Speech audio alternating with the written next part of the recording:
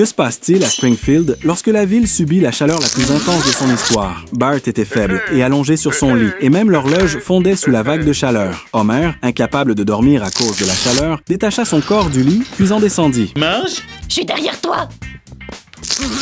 Les tournesols baissèrent la tête devant le soleil.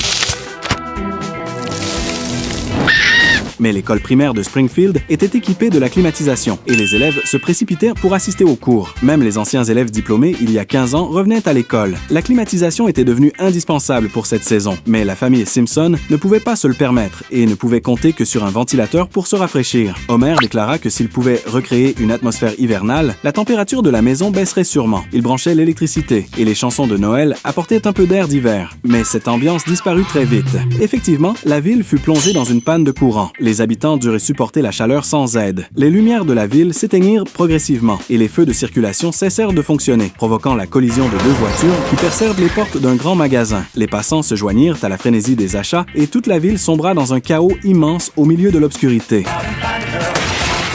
Moe en profita pour briser une fenêtre et saisir un coffre-fort, pour découvrir ensuite qu'il s'agissait de son propre bar.